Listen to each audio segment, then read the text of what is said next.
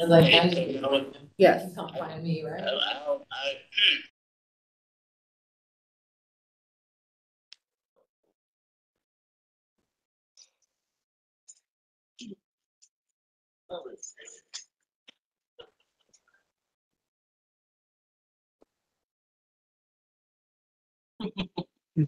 How you doing, man? I'm all right, brother. How about you? Cool. Yeah, so far so good, man.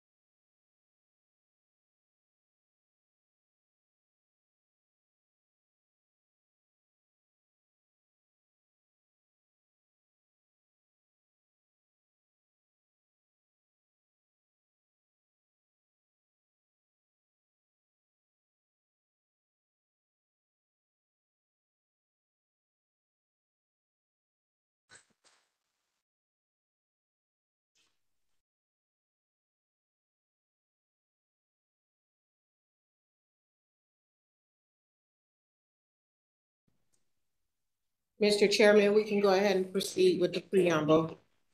Okay, in compliance with the notification requirements of Ohio's open meeting law and section 101.021 of the codified ordinances of Cleveland, Ohio, 1976, notice of this meeting has been publicly posted.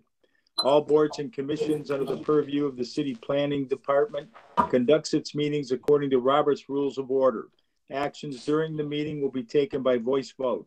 Abstentions from any vote due to a conflict of interest should be stated for the record prior to the taking of any vote. In order to ensure that everyone participating in the meeting has the opportunity to be heard, we ask that you use the raise hand feature before asking a question or making a comment. The raise hand feature can be found in the participants panel on the desktop and mobile version and activated by clicking the hand icon. Please wait for the chair or facilitator to recognize you and be sure to select unmute and announce yourself before you speak. When finished speaking, please lower your hand by clicking on the raise hand icon again and mute your microphone. We will also be utilizing the chat feature to communicate with participants. The chat feature can be activated by clicking the chat button located on the bottom of the WebEx screen. Call-in users can unmute by using *6. All meeting activity is being recorded by way of the WebEx platform. These proceedings are also being live streamed by way of YouTube. All requests to speak on a particular matter by way of our website and email have been considered.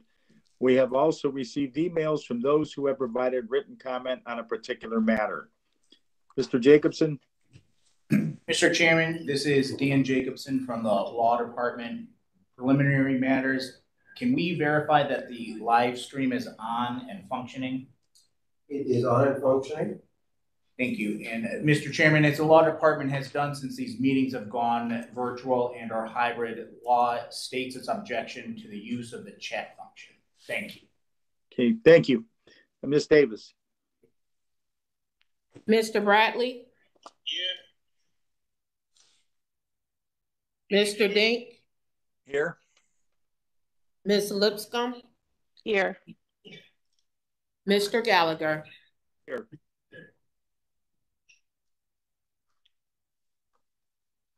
Did you hear me, Carmella? Yes, we heard you. So we do have a quorum. Okay, we'll call the first docket, building docket A-129-23-958 Nathaniel Road has been withdrawn. We have building docket A-154-23 6006 Fleet Avenue. Application and fees are in order. Notice of violation is interior and exterior maintenance, issued July 11th of 2023. Appeal was received July 31st of 2023, requesting for 60 days to complete abatement of the violations. Present for the hearing, Tom Vanover, Department of Building and Housing. Dan Jacobson, Law. Will the appellant or his or her attorney or representative please state your name and your relationship to the property?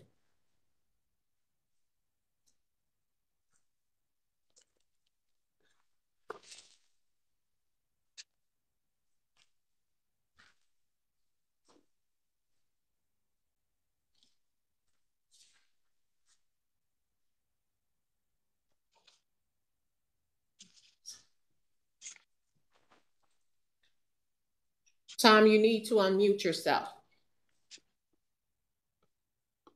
Sorry. Not you, Vanover. Oh, okay.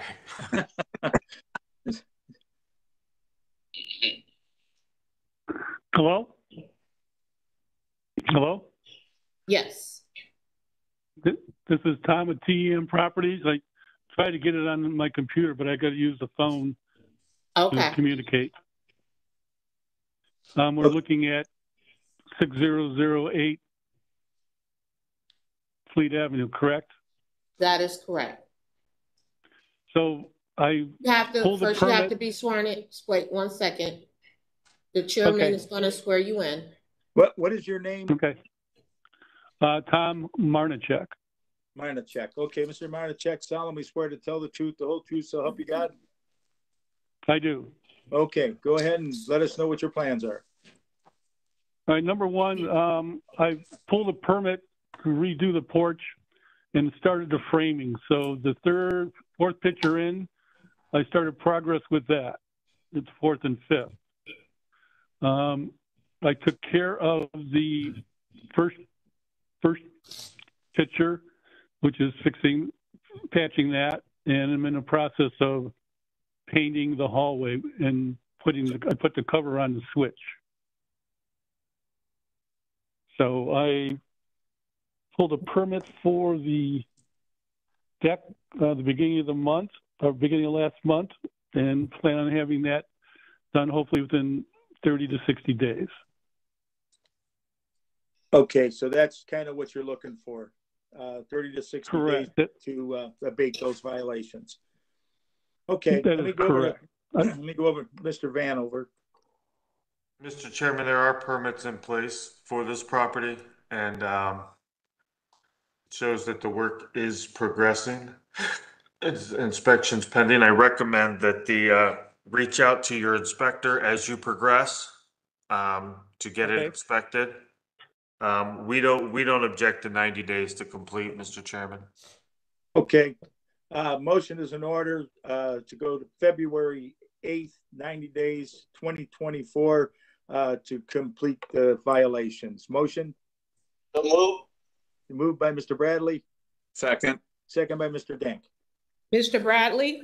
Yes. Mr. Dink? Yes. Ms. Lipscomb? Yes. Mr. Gallagher? Yes. Okay, notice will be sent out within 2 weeks. Thank you. Okay, next docket is A 16523 15701 Waterloo Road.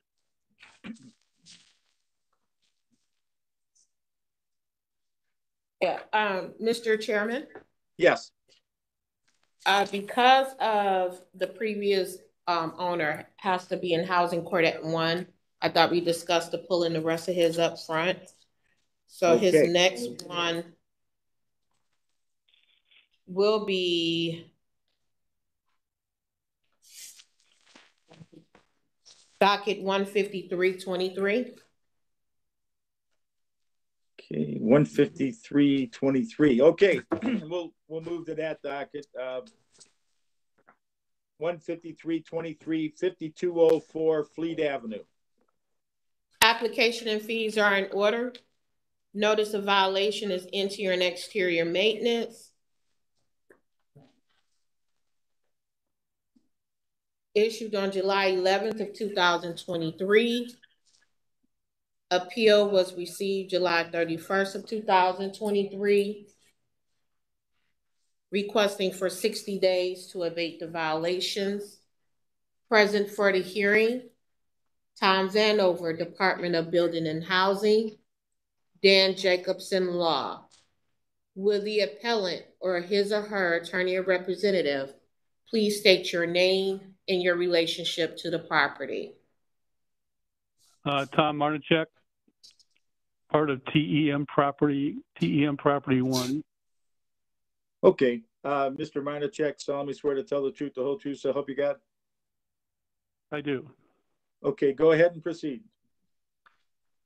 In reference to the exterior, I applied for a permit to put new windows in, and new windows have been put in the whole property. So, and then the next thing is I also applied for a permit for vinyl siding, and I ended up doing the garage, which is in the bottom middle picture, is completely redone and vinyl sided. So that is taken care of. The actual left bottom is taken care of. And I actually started around the windows putting vinyl casement in to secure the siding. So I'm in a process of getting enough money to get that done. That's another $5,000 that I have to put into it. The foundation you can see is painted. That's one of the violations. And I'm working on getting that door redone on the right top and taking care of the electrical outlet on the bottom right. How much more time do you think you need? Well, due to the fact of money and everything, I would like 120 days to complete it. Okay, let me go over to Mr. Vanover.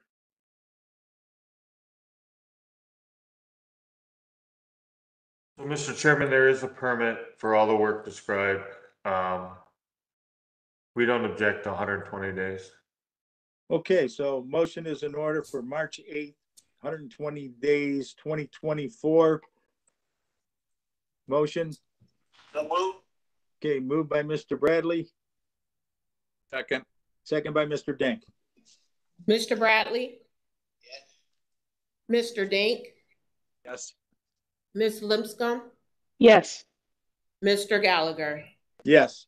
Okay, notice will be sent out within 2 weeks. Thank you. I think we have one more for you, I believe.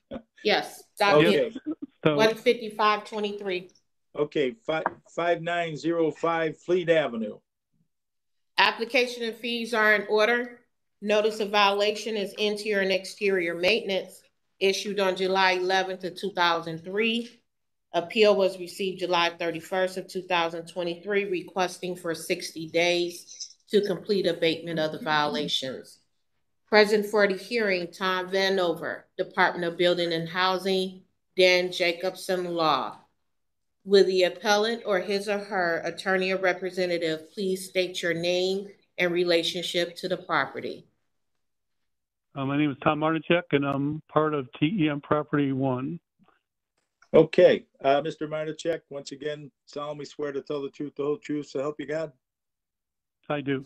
Okay, go ahead and let So us know what your plans.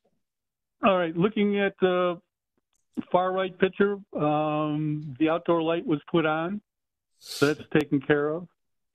The third picture in with the window has been replaced.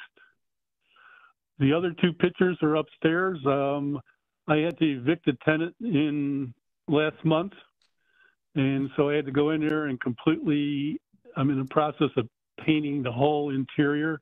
I had to rip out all the carpeting, and I have to redo the floors to get it ready for another tenant. So I need probably another 60 days to complete this. Mr. Vanover. Just, Mr. Chairman, we don't object. Okay. Motion for January 8th, 60 days, 2024 to abate the violations. So moved. Okay, moved by Mr. Bradley, Second. second by Mr. Denk. Mr. Bradley? Yes. Mr. Dink? Yes. Ms. Lipscomb? yes, Mr. Gallagher? Yes. Okay, notice will be sent out within 2 weeks. Thank you. Thank you. Davis, Okay, can you read the address to that property again? The Sure. last one, Yes, please. 5905 Fleet Avenue. 5. Thank you. Okay, next docket is A16523 15701 Waterloo Road.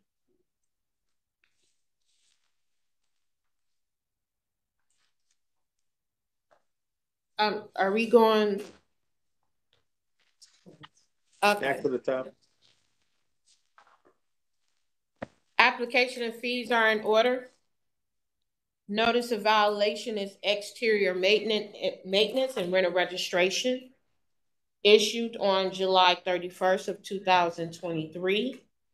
Appeal was received August 14, 2023, requesting for 12 months to complete abatement of the violations. Present for the hearing, Tom Vanover, Department of Building and Housing, Dan Jacobson Law. Will the appellant or his or her attorney or representative please state your name and relationship to the property? Hi, good morning. Ray Newell speaking. I'm the property owner of 15701 Waterloo Road. Hey, Mr. Lewis, solemnly swear to tell the truth, the whole truth, so help you God? Yes. Okay, go ahead and let us know what your plans are. Sure thing. Yes, I went ahead and got the rental registration taken care of. I purchased the building at the end of Q3 last year and thought the certificate of rental registration was going to cover through. So I got that taken care of. I also went ahead and pulled 2 permits, permit number B230275553 and also permit number B2302797 to take care of all exterior and interior work that's needed. In terms of the current state, I'm in the process of getting the tenants' property and belongings out of the property. He left a lot of things behind, so the wife actually picked up a lot of the belongings this past week, and her husband, I was going through court like the past 2 months dealing with a lawsuit due to this particular issue. So it's been a cumbersome process, but I do have general contractors on the job, and they're going to take care of all the work that's needed. They've already started with the gutter repairs, and the next steps is to take care of the garage. And I've communicated with Cleveland Public Powers to remove the meter base so I can take care of the garage repairs. So I'm in the process of getting everything taken care of. The reason for the 1 year request is due to money, and also due to the fact of the time frame of the season. So I know I have to take care of some driveway work, and I want to be able to take care of those things when the weather permits. Okay, we'll go over to Mr. Vanover. Mr. Chairman, the rental registration is renewed, so that notice of violation will be closed. We don't object to more time. We do object to a year. As a rental property, there's an expectation that landlords and property owners maintain their property along the way, not waiting for the city to have to facilitate an inspection and a citation. So we don't object to 120 days. Okay. All right. So as long as they're working on the property, that's a good that sounds like a good number. So motion is in order for March 8th, 120 days, 2024, to abate the violations. Motion. So moved. Mr. Dink. Second. Second by Ms. Lipscomb. Mr. Bradley? Yes. Mr. Dink? Yes. Ms. Lipscomb? Yes. Mr. Gallagher? Yes. Notice will be sent out within 2 weeks. Thank you. All right. Thank you, everyone. Next docket, A 11423, 7412 Hallie Avenue. Application and fees are in order. Notice of violation is no permit. Issued on April 26th of 2023. Appeal was received May 22nd, 2023. Requesting for time to abate the violation. Present for the hearing, Tom Vanover, Department of Building and Housing, Dan Jacobson Law. Will the appellant or his or her attorney or representative please state your name and relationship to the property? Yes, this is Vlad Fabris. I'm the owner. Okay, that's Farbers? Yes. Okay, Mr. Farbers solemnly swear to tell the truth, the whole truth, so help you God? Yes. Okay, go ahead and let us know what your plans are. After Inspector Borisich visit the property, I let him tour inside, he check everything, and I pull 2 permits. Permit number 2301, 2367, and permit 2301, 3415. And I did siding. I mean, this is I did quite a lot, and fix the porch, put new siding, fix the roof, inside stuff. So, and last week, Inspector Grigich, he also came to the property. He inspected the property, asked me to put a gutter and put a smoke detector. How much more time do you think you need? I mean, I'm ready. I already put the gutters and the smoke detector.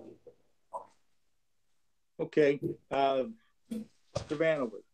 Mr. Chairman, this is a violation notice for no permit. 2 permits have been pulled. However, there's still an electrical permit that is required on this property that has not been pulled. We would ask that you grant time till today with the expectation that the owner will be pulling the electrical permits immediately. So it's partial compliance for 2 of the 3 permits required. Okay. All right, so we'll give till November the 8th, 2023 to let's see, to pull the electrical permit. So I guess what we're saying is I contact CPP and because I think the CPP coming and going to, I don't know when they're coming, they're going to replace like outside everything to the meter base and everything. I don't know when they're coming. I just contact them because we have problem with the wire. It's damaged by tree. So they say they're going to do all this job outside. So are we remanding this back to Division of Building and Housing after today's date? Or is it just saying we had a compliance on the 8th to what he has got the permits for? Mr. Chairman, my request is that you grant time until today and then remand it back to the Department of Building and Housing. Okay, all right, that makes sense. Okay, so motion, go ahead. Okay, motion is in order. The motion is in order to grant till November the 8th, 2023. And that at that time, then we're going to remand the property to the Division of Building and Housing for any further action. Motion? I will permit myself as general contractor, or I need to be.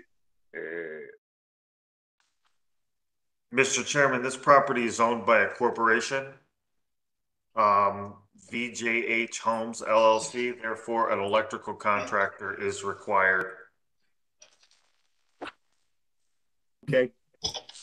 So that's Mr. Bradley. So Mr. Farber, so that you know that that's what has to be done. Motion is in order. So moved. Okay, moved by Mr. Dank. Second. Second by Ms. Lipscomb. Mr. Bradley? Yes. Mr. Dink? Yes. Ms. Lipscomb? Yes. Mr. Gallagher? Yes. Okay, notice will be sent out within 2 weeks. Thank you.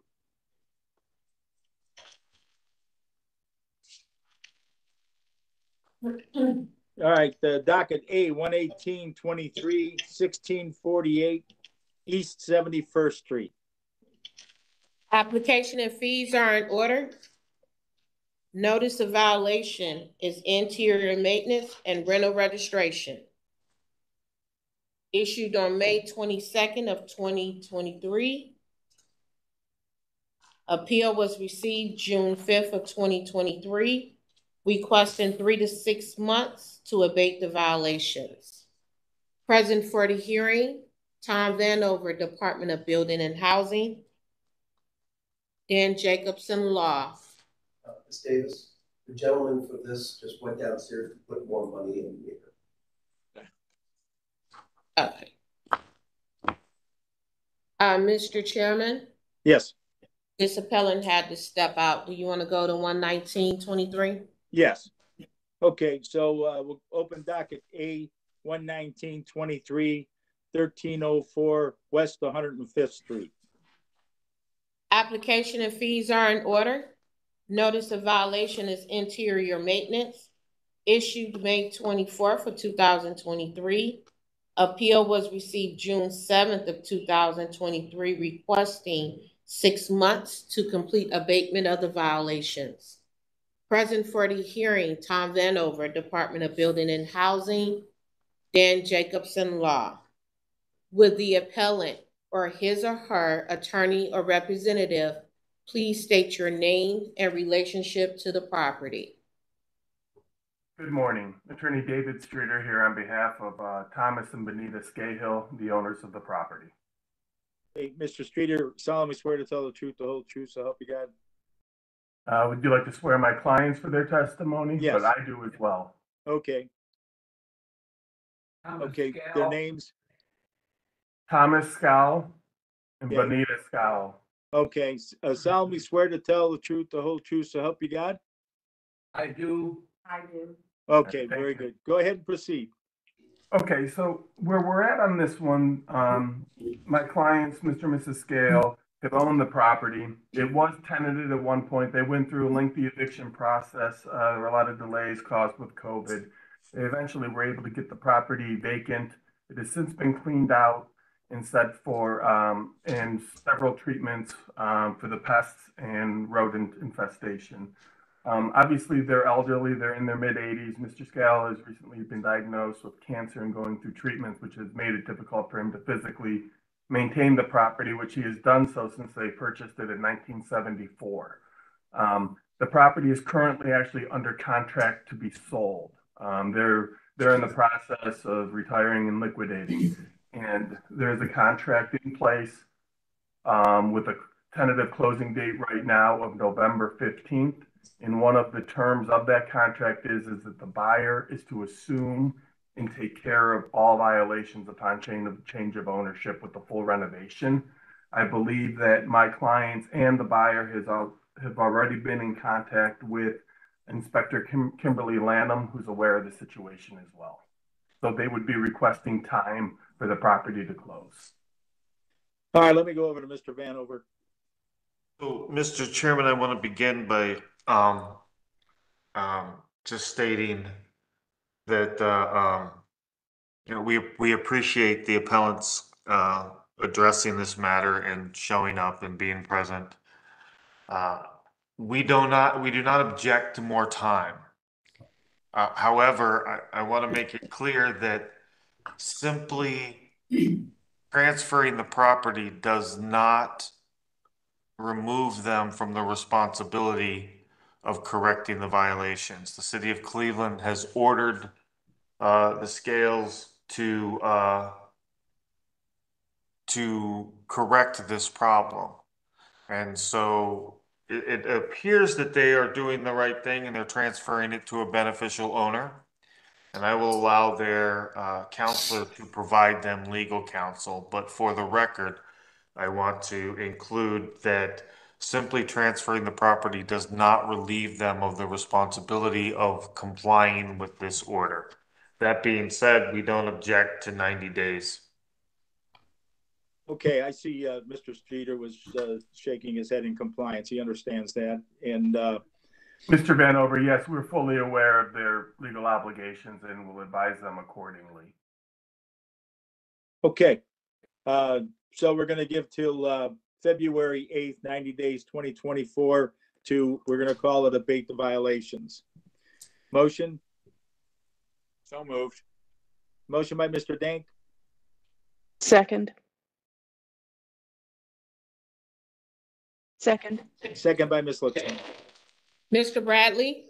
Yes. Mr. Dink? Yes. Ms. Lipscomb? Yes. Mr. Gallagher? Yes. Okay, the notice will be sent out within 2 weeks. Thank you. All right, thank you. Have a good day. Mr. Chairman? Yes. The appellant for docket 11823 is back. Okay, so we'll open up 11823, 1648 East 71st Street. Application and fees are in order. Notice of violation is interior and exterior maintenance as well as rental registration. Issued on May 22nd of 2023. Appeal was received June 5th of 2023, requesting for 3 to 6 months to abate the violations. Present for the hearing, Tom Vanover, Department of Building and Housing, Dan Jacobson Law. Will the appellant or his or her attorney or representative please state your name and relationship to the property?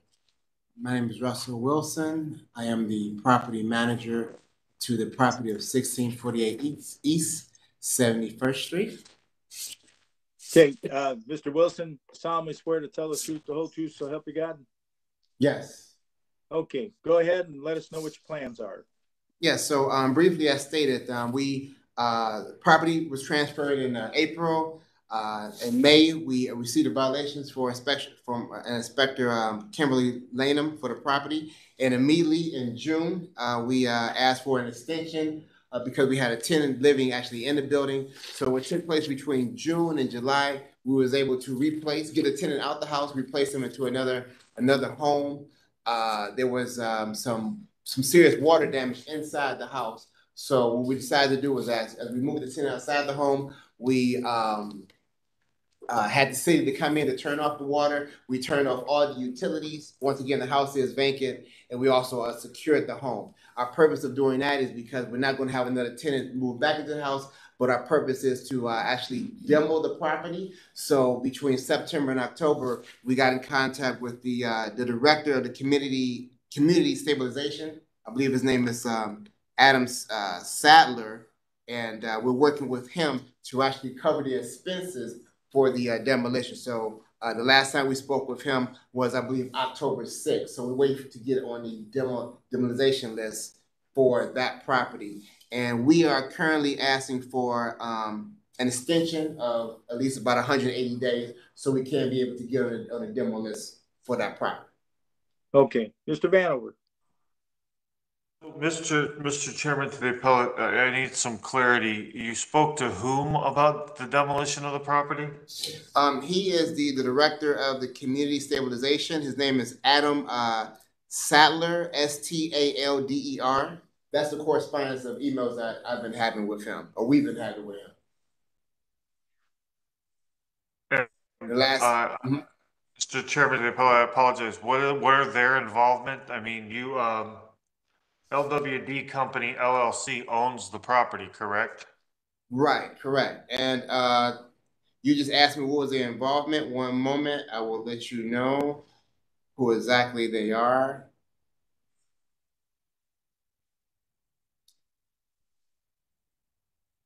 He's actually he's actually working with the land bank.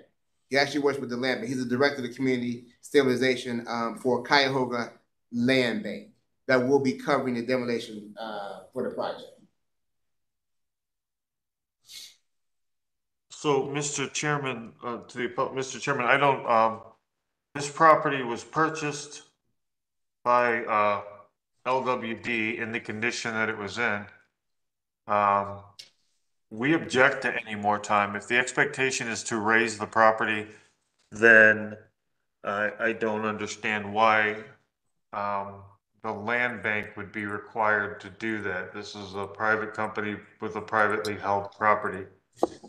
So we would object to any more time and ask that you remand it back to the Department of Building and Housing. The land bank they can still work with the land bank if that is their desire, but the responsibility to abate this nuisance is on the property owner, not the land bank using public funds to do so.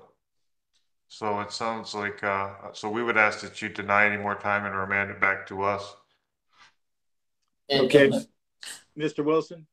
Yes, if I could maybe complement that thought, if this helps out as well. I believe when we first asked for the extension, our intentions was to definitely cure all those violations. And then we decided in that interim of time that we had to cure the violations was that it'd probably be better or more beneficial for the community to actually just demo that building. So that's why during that time period, we reached out to the land bank. So the first initial extension was to cure all those violations as was stated. But also during that interim, we found out it'd be more beneficial for the community if we just demo that property. So that's why now we reached out to the land bank asking for that further extension to be able to take care of that. Okay, so Mr. Chairman, so what is the final disposition of the property? What is the expectation after the structure is raised? You mean after this demo? Yes. Oh yeah. So the future of that property is that we're going to take down that house, and also we're actually thinking about extending and making it into a parking lot.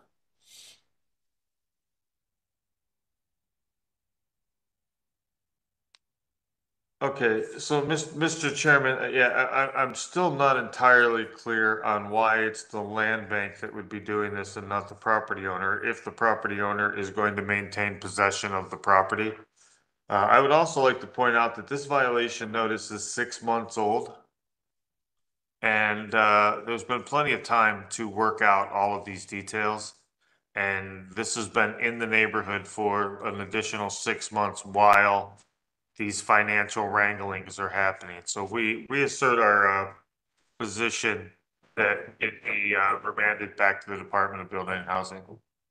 Yeah, I think with all the uncertainties, I would, that's a good idea. So a motion is in order to deny more time, remand the property to the Division of Building and Housing for any further action. Motion? So moved. A move by Mr. Denk. Second. Second by Ms. Lipscomb. Mr. Bradley? Yes. Mr. Dink? Yes. Ms. Lipscomb? Yes. Mr. Gallagher? Yes. Okay, notice will be sent out within 2 weeks. Thank you. Okay, next docket is A12023 1184 East 61st Street.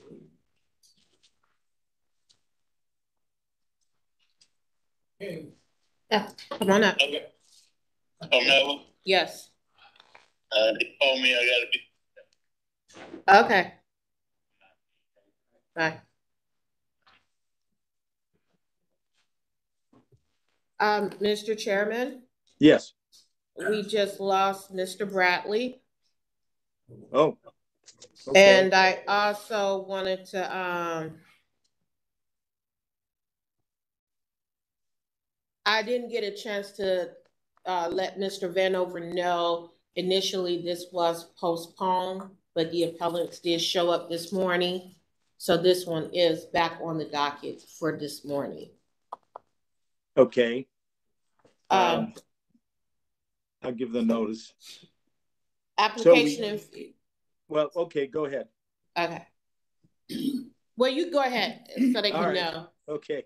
So we only have 3 board members at presently, which means that if our decision is not unanimous, which it usually is, then your appeal goes back to the city. If for that reason you prefer not to have your case heard, then let me know when we call your case that you would like to reschedule your case. Okay, go ahead, Ms. Davis. Application and fees are in order. Notice of violation is condemnation of the main structure. Issued on April 5th of 2023. Appeal was received May 15th of 2023, requesting for time to abate the violations. Present for the hearing, Tom Vanover, Department of Building and Housing. Dan Jacobson, Law. Will the appellant or his or her attorney or representative please state your name for the record and your relationship to the property? Roger has a hard time hearing. I have a hearing. I'm here also to help him with any of the questions and what have you. Okay, state your name, please. Roger Friatel. Okay. And sir, I need you to state your name as well. My name is Howard Zoller. Did you hear that, Mr. Chairman? What's the last name? Zoller, Z-A-L-L-E-R. Okay, Sellers. Okay, very good. So for both of you, Mr. Sellers and Mr. Priatel, solemnly swear to tell the truth, the whole truth, so help you God? Yeah, Tell the truth. Okay. Same thing here. Okay. All right, go ahead and let us know what the plans are. Okay, go ahead, Roger. Read your statement here. Okay. What you have in the book. Oh, okay. Property was owned by my mother. Do I do something with that? No, it's the microphone. Microphone to pick up your voice. Oh. Roger, well, let me help him out here. Roger's been living in that house since 1965. Okay. he had a fire in there, and the fire was actually what ended up happening. It was a camping heater because all electricity went out. Yeah. And he put a camping heater. The fire was just to the internal part of his bedroom. Mhm. The rest of the house was smoke damage. There's no damage up on second floor. There was no damage in the basement. This whoever the inspector in made false claims here. We have pictures to prove that. There's no the walls are all intact. The base plate is right there. We have pictures of that. There was never a hole in the roofing. This was just a superficial fire. The fire department came in like a bunch of crazy people, knocked out all the windows for just in the bedroom fire. Knocked out the basement window, which was blocked. And the inspector came over there, made these assumptions that there's base plates and everything else. We have pictures to prove that there isn't. And this man is a resident here. He's a resident of Cleveland, and he's being treated like this. Shockley came in there. I was a witness to it. He walked from the kitchen to the living room and said, I'm condemning it. How is that another inspection? We asked for a second inspection, and that's what we got? This is corrupt. So this is exactly what we have. We have enough information here, and if you need any more, we'll give it to you. Okay, I'm pretty sure we're probably going to have to go over to Mr. Jacobson because you're disputing the condemnation is what I'm hearing. You're saying that it's not right. So I'm going to go back to the city. Mr. Vanover, Mr. Jacobson. Mr. Chairman, Dean Jacobson from the Law Department, and through the chairman to the appellants,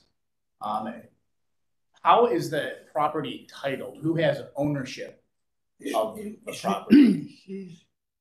Okay. I pay the taxes. The tax bill comes in my to both my mother's and my name, but on the tax bill, she's listed as the owner. And I lived there since my parents moved in there when I was 15. My father remodeled the whole house at that in 1965.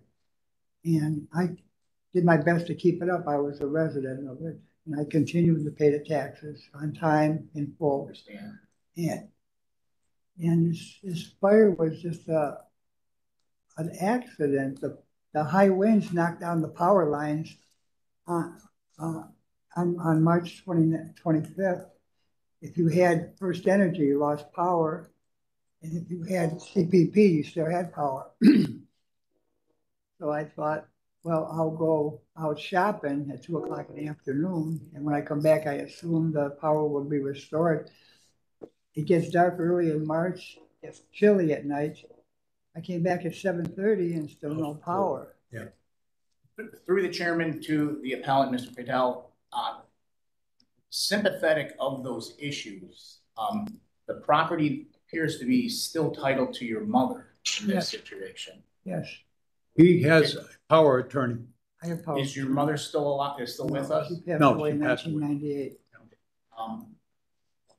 I had scheduled, I have a lawyer, Nancy Schuster, on West 25th, and she was helping me make arrangements to get the house in my name. So I called probate court, and so she sent out my brothers and sisters' children who may have property as, yeah, but they all refused. They said they don't want, so with no vis-a-me. So I was supposed to have a meeting with an attorney 2 weeks after the fire at the probate court to get advice, to have it in my name. But all along, I've been paying the taxes and all the utility bills and on time, but it's still in my mother's name. Through the chairman to the appellant, what is your intention for the property? Would you like to rehab it? Well, this beginning to be done is the cleanup. I got rid of those old vans the two, the one in the front yard is still there, but the two in the back I got rid of.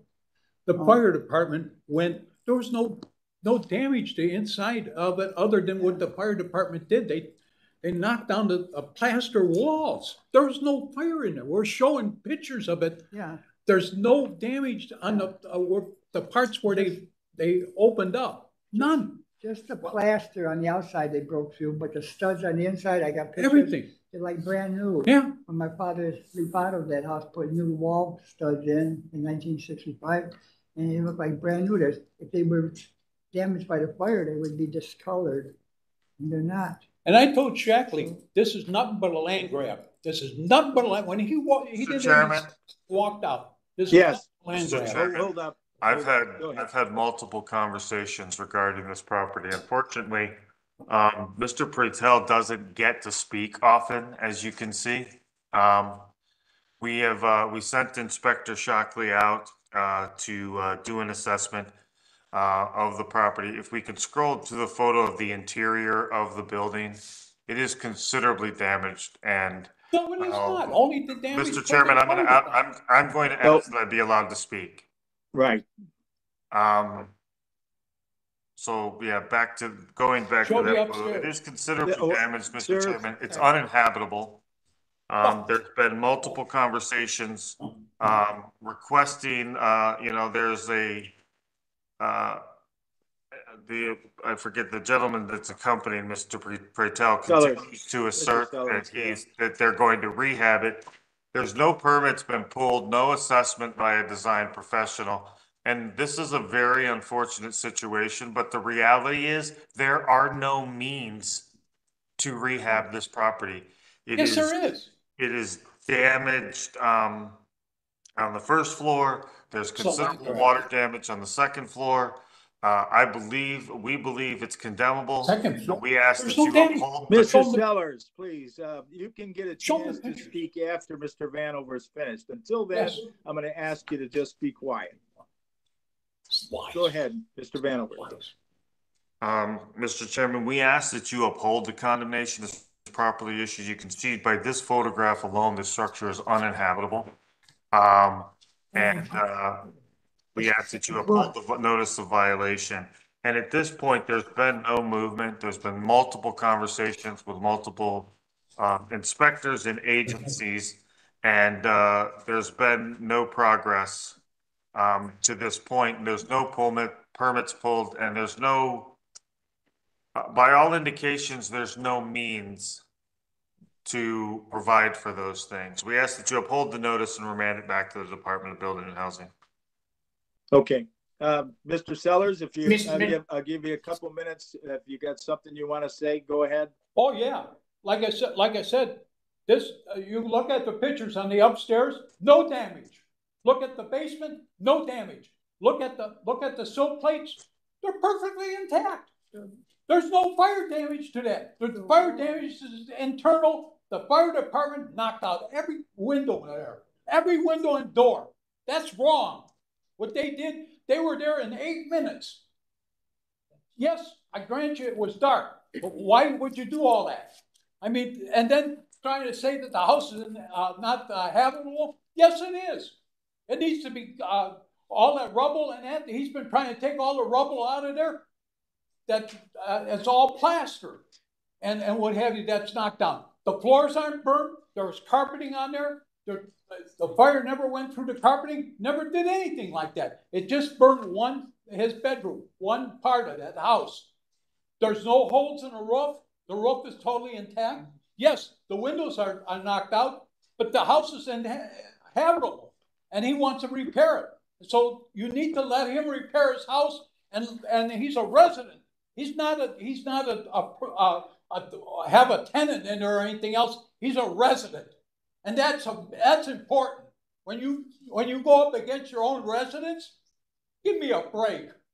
Okay, we are looking at the photos that are displayed out here, and of course, it does not look like it's habitable to me, and I'm pretty sure the board members would agree that it does not look like you can live in a structure the way that it is. It does look like whoever caused the damage, whether it was fire, however it got done, it doesn't make any difference. It's there, and it has to be, you know, I mean, we're seeing the photographic proof of it.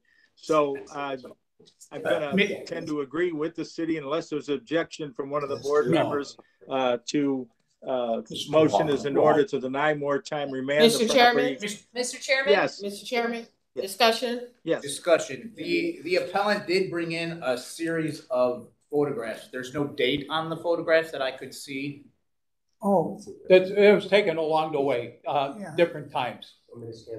Yeah. He actually had to put he's got an inverter on his truck. He actually had then he was able to light everything up inside. The house is boarded up, and that one picture, I don't know if it shows it's not boarded, but it's totally boarded up. the structure on it. 1 second, please. Go ahead. Mr. Chairman? Yes. The pictures that we just received today, where Maurice is gonna scan them in, we're gonna ask if we can come back to this docket so they can be able to testify to their pictures. Okay, we can do that. You're able to get that all in there before the end of before we get through? Maurice is scanning them now. Okay, all right, we can move on. So just have a seat back over Okay, there. I appreciate that. And we're Thank you gonna very much, give you a chance people. to testify I really to your do. pictures. Okay. This is wrong. All right, so we're gonna hold this one, and we're gonna open up. Let's see. Yeah, we're gonna open up docket A 122-23 4476 West 172nd Street.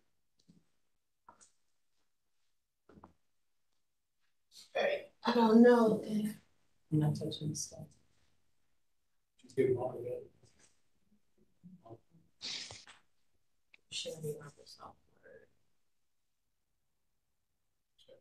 One second, Mr. Chairman.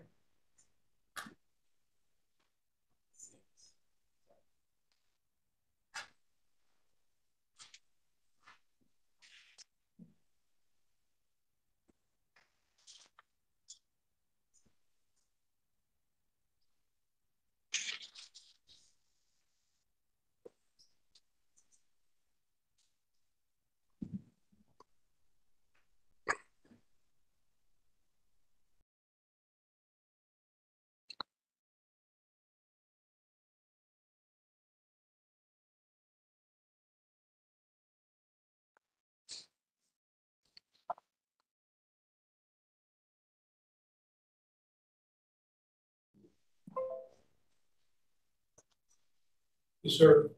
You can see on those pictures, the fire never went to the outside. Every one of those pictures are clear. The next last, we're gonna move to the next one. Okay, that makes sense.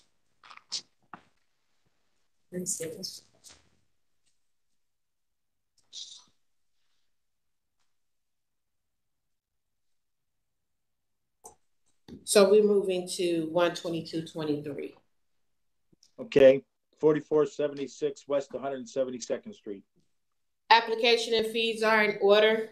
Notice of violation is interior and exterior maintenance issued on May 12, 2023. Appeal was received June 9, 2023, requesting for time to abate the violations. Present for the hearing, Tom Vanover, Department of Building and Housing, Dan Jacobson Law.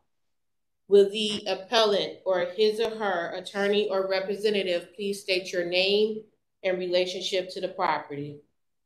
Name is Mohammed Abid. I'm the property owner. Okay, Mr. Abid, solemnly swear to tell the truth, the whole truth, so help you God? I do. Okay, go ahead and let us know what your plans are. The inspector was just there Monday.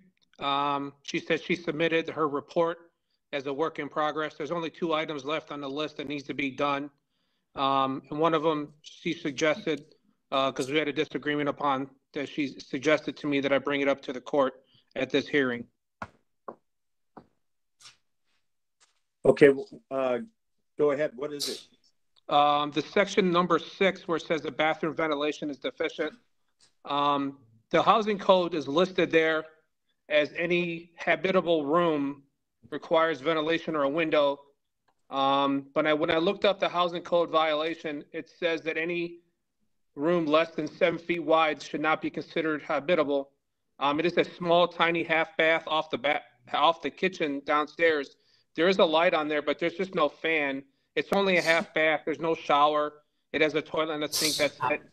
And she asked that if possible, the court explain why that room should have any type of ventilation if it's less than 7 feet wide per your housing code. Okay. How much more time do you need to take care of everything else? There's only one other thing, and that's the board, and it's less than 30 days is all I need. 30 days will be fine. Okay. Mr. Vanover. Mr. Chairman, it's a bathroom, and the code requires that I'm looking up the violation now to see the specific section cited, but the code requires that toilet rooms are ventilated either by natural means or mechanical means, regardless of its size. The simple fact that it is a toilet room requires that it be either mechanically or naturally ventilated. And I will defer to Mr. Dank to provide his opinion on that matter. Okay. Mr. Dank. Mr. Chairman, to Mr. Vanover, I'm not aware of a stipulation or an exception for size of the room. You're telling me that one does not exist, right? And to Mr. Chairman and Mr. Dank, the definition of habitable room and ventilation for environmental ventilation does require it to be a habitable room, and habitable rooms have a minimum size. However, as a bathroom, the requirement for an exhaust, which is not environmental ventilation, is still required just because it's a bathroom. It's an exhaust, not an environmental ventilation issue. I would agree with that. Yeah, but I would also say that I think that most of the homes that are out there that would have rooms this size, I doubt they're ventilated. And I think what you say natural means if you got a door opening, closing, there's a window in there, I believe he said, but Mr. Chairman, the requirement is the expectation is so that the toilet fumes do not mitigate into the rest of the dwelling unit. So it requires a window to the outside to exhaust, or through a bathroom exhaust fan. Okay. So if he has a window, he's good to go, right? But he does not, Mr. Chairman. There is no window and no fan. Okay.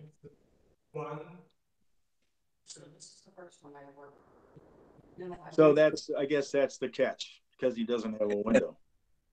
And Mr. Chairman, I'm understanding this is a rental unit, yes? Mr. Abid? Yes, I'm sorry, yes. Is this a rental unit? Yes. It is, okay. I believe it sounds like it's going to have to be required because there is no window. So one or the other, I would say, probably a lot easier to vent it. So it will be a requirement. So we can give you more time. How much time do you think you need if you have to do that? Also. The 30 days is fine. Okay. All right. So motion is in order for December 8th, 30 days, 2023 to abate the violations. Motion? So moved. Moved by Mr. Dank. Second. Second by Ms. Lipscomb. Mr. Dank? Yes. Ms. Lipscomb? Yes. Mr. Gallagher? Yes. Okay, notice will be sent within 2 weeks. Thank you. Thank you. Okay, make sure I'm moving right here. Okay, docket A 12423, 2614 Scranton Road. Application and fees are in order. Notice of violation is fire damage. issued on June 1st of 2023. Appeal was received June 13th, 2023, asking for 365 days. Present for the hearing, Tom Vanover, Department of Building and Housing. Dan Jacobson, Law. Would the appellant or his or her attorney or representative please state your name for the record? Yes, hi, my name's Enaida Torres, and I'm the daughter of the homeowner. The homeowner is actually deceased. She passed away March 26th. We're in the process of transferring deeds. The closing, we finished closing and paying out for the transfer deed. One second. You have to be sworn in. Okay. Ms. Torres, solemnly swear to tell the truth, the whole truth, so help you God. I do. Okay. Go ahead and proceed. And the payment for complete with probate to transfer the deed was done on 10/26 of 2023. And we just hired a general contractor to do the entire rebuild on the house on 10/25 of 23. As you can see in the photos, it was a fire clean out, and they started the clean out on May 22nd of 2023. And they completed the entire clean out. It's a duplex. They completed theirs on 9/15 of 2023. Okay. And so I'm asking, I know I asked for almost a year, but if 6 months would be feasible, I mean, I could do the 6 months for the entire rebuild. Okay. All right, let's go over to Mr. Vanover. So, Mr. Chairman, has this property officially transferred ownership? Ms. Torres? No, it has not completely yet. We just paid the attorney to go ahead and put it into probate on the 10/26 of 2023. So, Mr. Chairman, a couple things here. The notice of violation was issued to Gladys Torres. That is your late mother? Correct. And it appears that there were permits pulled, Mr. Chairman, which I'm trying to understand because it appears that the permits were started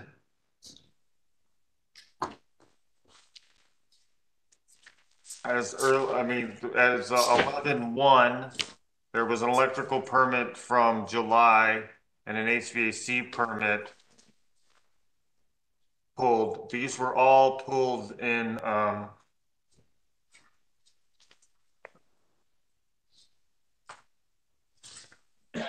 bear with me 1 second.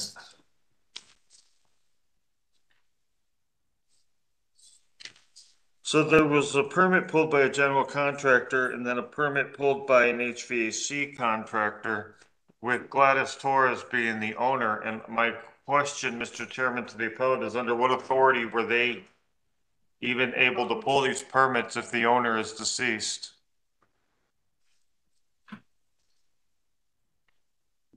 Rainbow International Restoration, they were the fire clean out. They were the ones that went ahead because they needed electrical in the house. They were the ones that went ahead and hired someone to pull that electrical permit so that they were able to complete the gut out inside the house. I didn't pull out that permit.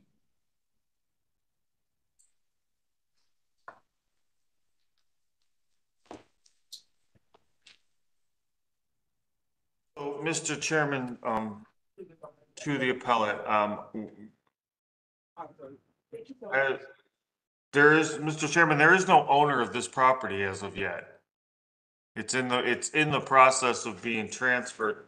And I bring that up to question the validity of these permits because they were issued to Gladys Torres under the general contractor Pro One Remodeling.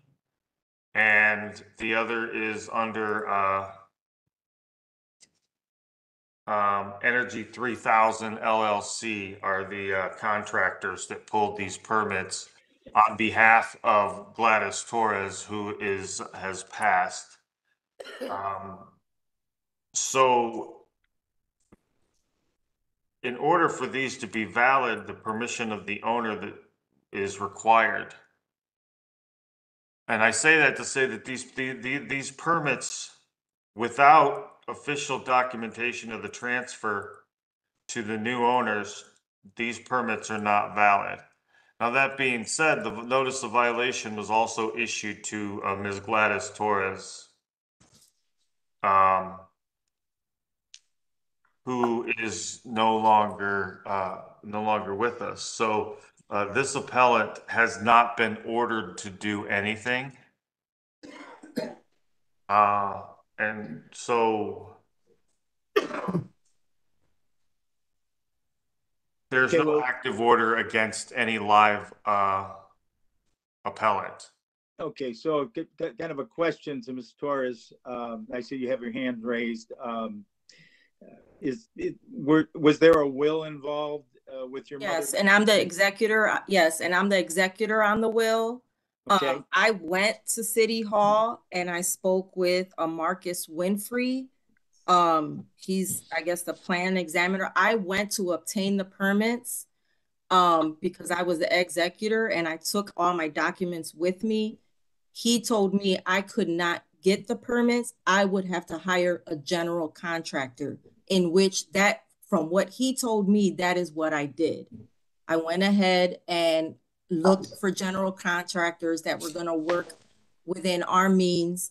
And we did find one. And then he told me as long as I hired a general contractor, I would be able to obtain the permits because our names have not been transferred over onto the deed. There's not just one person who's getting transferred over on the deed. There's 5 of us being transferred onto the deed. Okay. Mr. Vanover? Sure, Mr. Chairman, is to Ms. Torres, is your executor paperwork included in the applications? They didn't ask me for any. I mean, I have a copy of the will with me being the executor on there, but no one mentioned to me that I needed to provide that. I don't have a problem providing it, but no one has ever initiated or told me anything that I needed to provide that.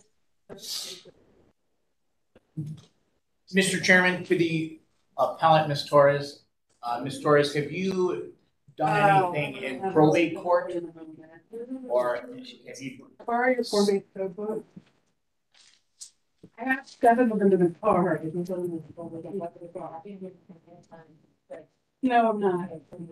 Ariel Washington, your mic is hot. I apologize. Okay. I'm sorry, through the chairman to the appellant, Representative Ms. Torres. You stated you do have a will. Has anything been done with the will? Yes, we're in the final stages going through probate. In fact, that I just paid the attorney the final amount for the transfer of the deed.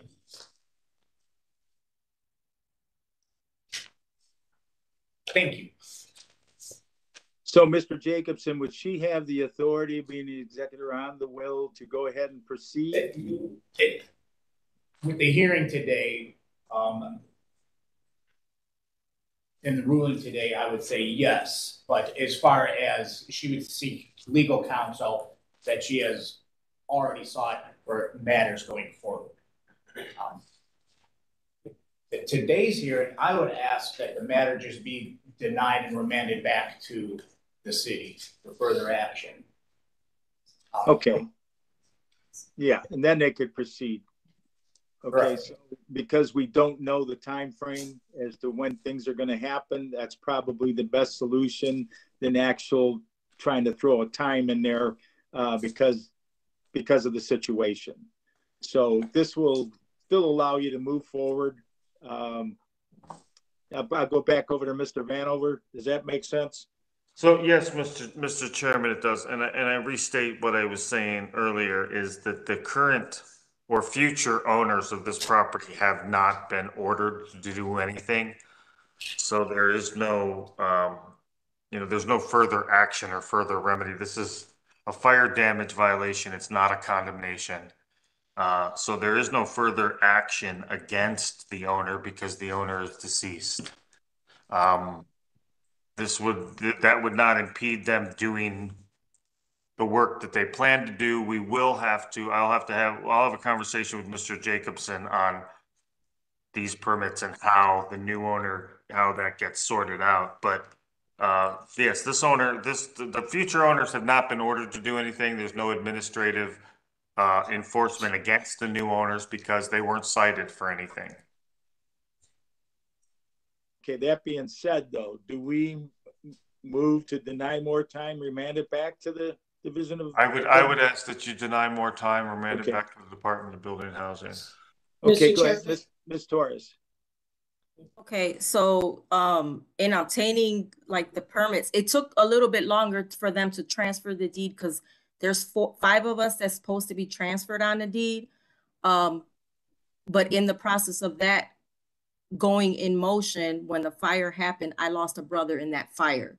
So that kind of prolonged for us to get the transfer over, but it's at the final stages, but I don't know where to go from here. Okay, very sorry for your loss. I think you're gonna be working with the city just to work this through, and I believe they can tell you then at that time when you can proceed. So I'm gonna make a motion to deny any more time and remand the property Division of Building and Housing for any further action. Okay, and then it'll get sorted out. Motion. So moved. Moved by Mr. Dank. Second. Second by Ms. Lipscomb. Mr. Dink, Yes. Ms. Lipscomb, Yes. Mr. Gallagher. Yes. Okay, so notice will be sent out within 2 weeks, and I guess you just stay in contact with whoever they're going to have over the property. Go ahead, Ms. Torres. Okay, so my question is, since I got the individuals with the building permit, are they not supposed to be working on anything until further notice? My recommendation is that the property that Ms. Torres provide us with the executor paperwork and then the transfer paperwork as soon as it comes in. The general contractors sign an affidavit and attest to the fact that they are working on behalf of the owner. And so we will need those documents as quickly as possible to solidify permission from the owner to the daughter to the general contractor. Okay, so my question is, so they're not to work on it until you receive that paperwork is my question.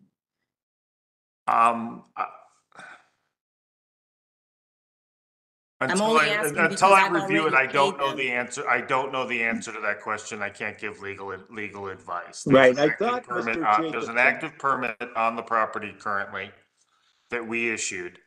That is an active permit in good standing. Okay, but I think Mr. Jacobson had indicated that, I don't want to misquote him, but that she could proceed with being the executor on the will. Is that correct, Mr. Jacobson? Mr. Chairman, to both the chairman and the appellant's representative, that's a different matter.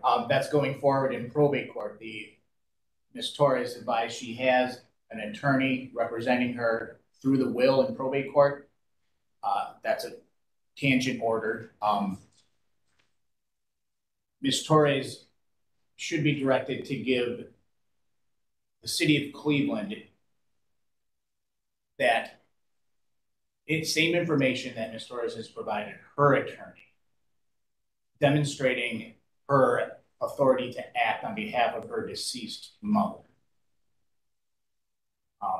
The chief building official has stated that he wants that information, that documentation. We are not here to give the appellant legal advice. We're here just for the matter of the permits and the work being done on the property. Until that information is provided to the city, the authorization for the appellant to act on behalf of her deceased mother. Once that information is submitted, the city will make a determination at that point whether work can be done on the permit that was already issued. Okay, Ms. Torres, you got that? Sort of. You got to get the information. Yeah, kind of. Right. So who do I submit those documents to? The same individual that I submitted these photos to? Yeah, through the chairman to the appellant's representative, we would ask that you submit those documentations to Carmela Davis. Okay. Yeah, I'll do that today.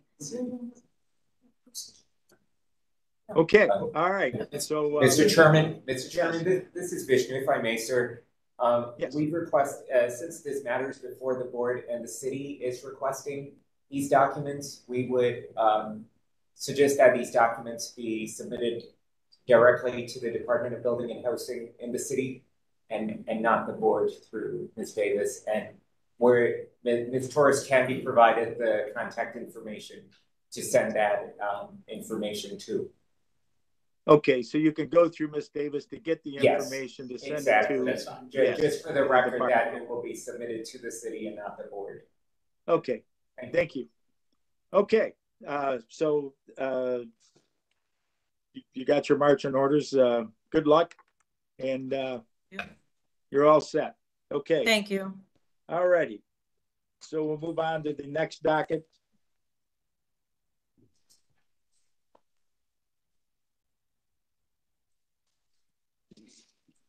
We got docket A12623, 1718 Cliffview Road. Application and fees are in order. Notice of violation is interior and exterior maintenance issued on May 22nd of 2023. Appeal was received June 20th of 2023, requesting for time to abate the violations. Present for the hearing, Tom Vanover, Department of Building and Housing. Dan Jacobson, Law. Will the appellant or his or her attorney or representative please state your name and relationship to the property? Hi, good morning. My name is Erica Bay, and I am the owner of the property. Okay, Ms. Bay, solemnly swear to tell the truth, the whole truth, so help you God? Yes, I do. Okay, go ahead and let us know what your plans are. Okay, so thus far, the property now is vacant. I've done probably about $25,000 worth of work on the inside. I had not started the outside yet. The tenants that I had in the property that called the inspector did that out of spite because I was evicting them. And so all the outside exterior stuff that I had not started yet came into play. So I've started on the porch, the soffit on the porch, the gutter boards, and the gutters that I'm starting. But I'm still in the eviction process. I have to go to trial for both tenants. And so I'm requesting more time, at least another 120 days to get the rest of the stuff done. I'm going to leave the property vacant until I complete it. I think I can do it before then, but just to be on the safe side, I need that additional time. Okay. Mr. Vanover. Mr. Chairman, to Ms. Bay, who is Daphne Wilson? Daphne Wilson is the previous owner. Or the current owner? I'm the current owner. And you indicated, Mr. Chairman, to Ms. Bay, that you have done $25,000 worth of work to the property. What does that entail? And I can give pictures, in the back end, but I've turned all the plumbing to PEX. I put in new furnaces. I put in new hot water tanks. I've updated the electrical box. I've updated some of the electrical. That's where I had initially started when the property was vacant. And then I updated the bathroom, with upstairs bathroom, freshly painted both units, installed new carpet, new flooring downstairs, new kitchen cabinets. So I have been doing all of that, again, prior to those tenants coming in.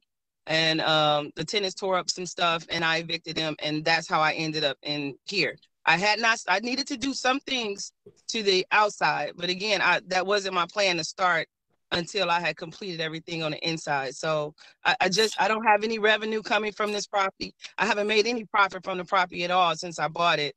I just need more time to get that together, and also get a good contractor, because it's been kind of hard to find some good ones to do some of the work that I need done, because I need to gut the downstairs bathroom due to a flooding from upstairs. So I just want to completely do the downstairs bathroom.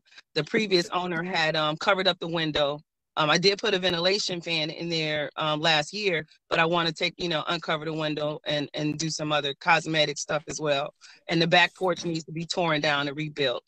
So I just need more time to do all that. Mr. Chairman, there's no permits for any work at this property going back to 2000.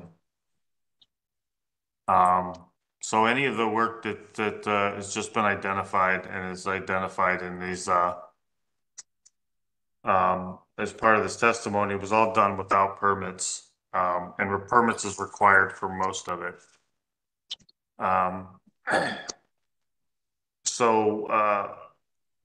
The inspector was there. I mean, I can have it inspected. If you want to come inspect it, I mean, I understand. If I had to pay I wasn't aware of that, but I don't have a problem making sure I pay those permits.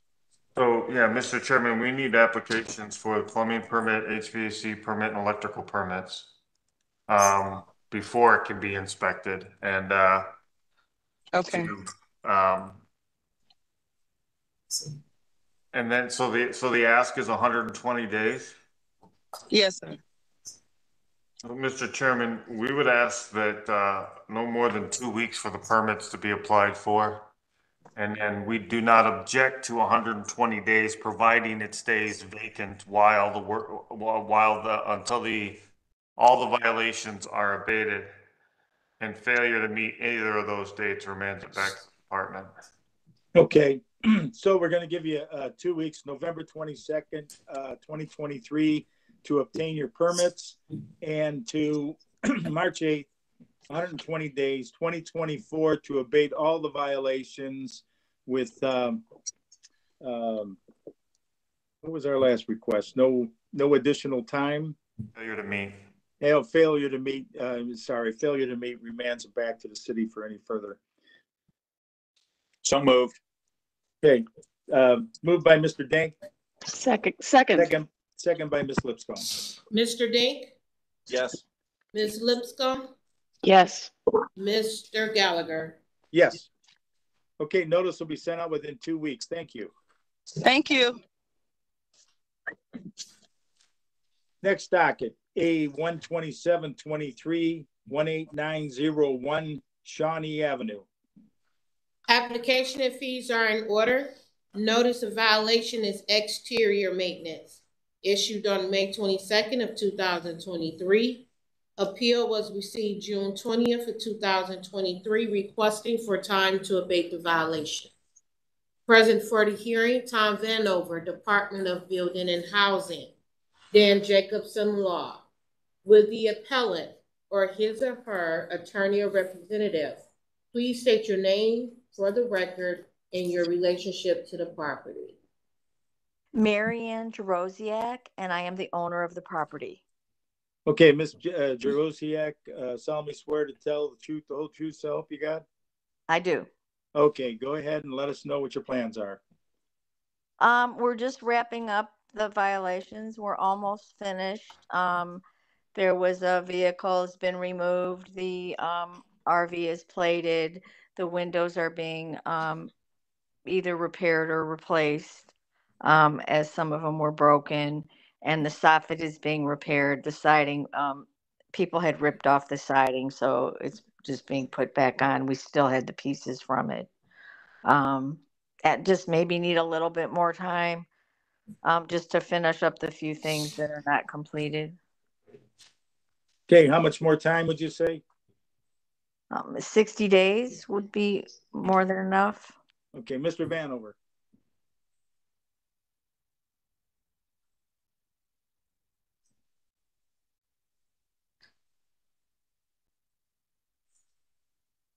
Sorry, I was muted. Mr. Chairman, we don't object to 60 days.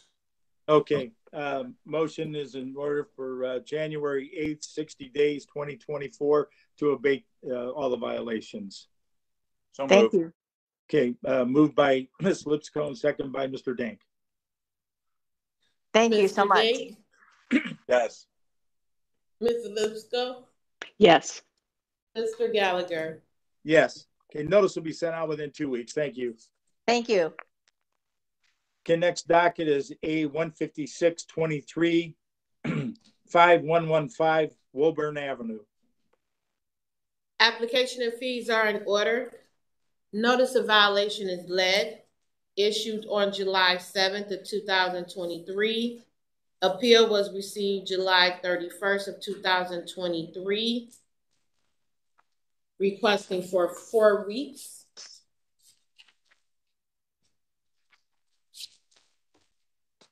Present for the hearing, Tom Vanover, Department of Building and Housing, Dan Jacobson Law. Will the appellant or his or her attorney or representative please state your name and relationship to the property?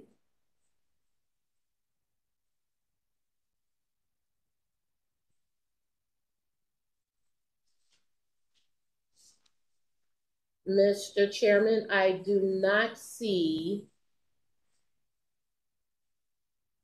anybody from Murphy Made Properties LLC, Ben Murphy in the participating panel. Okay. Mr.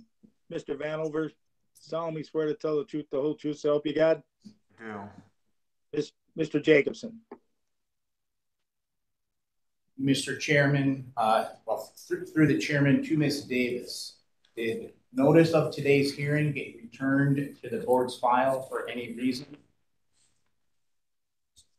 To Mr. Chairman, to Mr. Jacobson, no.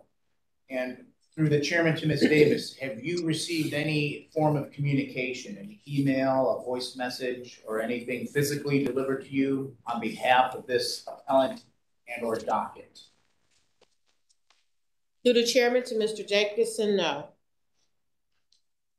To the chairman, the due process requirement of notice having been given to this appellant, the board can proceed with its hearing and ruling today. Thank you. Okay, thank you. You know, we have 3 properties. I think we should just open them all up because if he's not here for the first one, I don't think they're going to be here for the other 2. So if there's no objection, I'd like to open up the other, I think it's 2 more properties. And we'll go ahead and deal with them all the same way because they're all about the same thing. I think they're all lead and they're not here. So docket A 15723, 3913 Bucyrus Avenue. And docket A 15823, 4016 Woburn Avenue.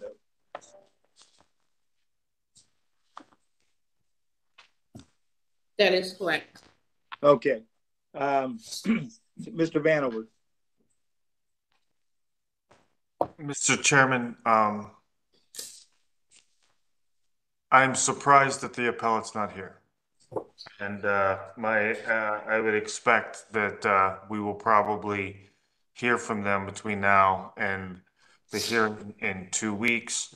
I ask that if this is the first time this board is hearing cases of this matter and of this type, I would ask that if the appellate does contact the board with an expectation of being present at the ratification hearing in 2 weeks, my request is that the board recalendar those cases for another time and not expect them to be added to the docket next week or in 2 weeks where they're are several other lead cases regarding different indicia, different subject matter.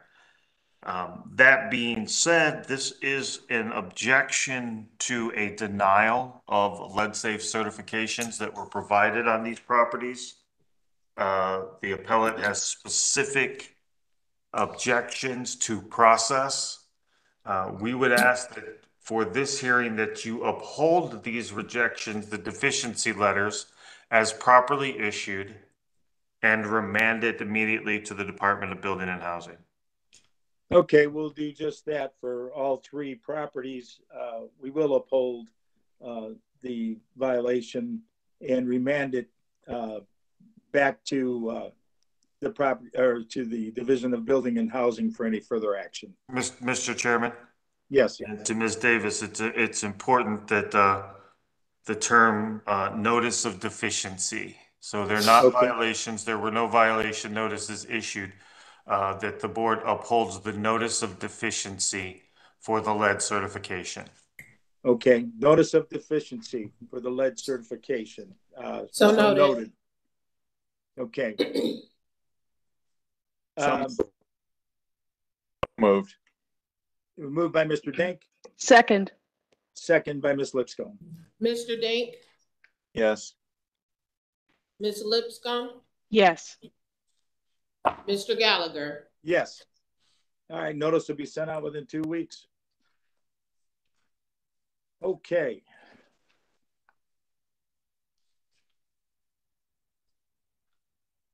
Next docket, A15923, 17120 Walden Avenue. Application and fees are in order. Notice of violation is interior and exterior maintenance. Issued on June 23rd and July 13th of 2023. Appeal was received July 31st of 2023, requesting for 1 year to abate the violations. Present for the hearing, Tom Vanover, Department of Building and Housing, Dan Jacobson Law. Will the appellant or his or her attorney or representative please state your name for the record?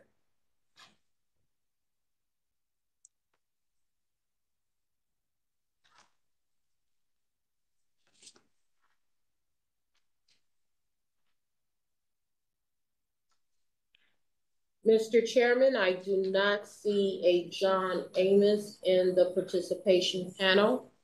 Okay. Mr. Vanover. Solemnly swear to tell the truth, the whole truth, so help you God? I do. Okay, Mr. Jacobson. Through the chairman to Ms. Davis, did notice of today's hearing get returned to the board's file for any reason? Through the chairman to Mr. Jacobson, no. And through the chairman to Ms. Davis, have you received any form of communication, an email, a voice message, or anything physically delivered to you on behalf of this appellant and or docket? To Mr. Chairman, to Mr. Jacobson, no.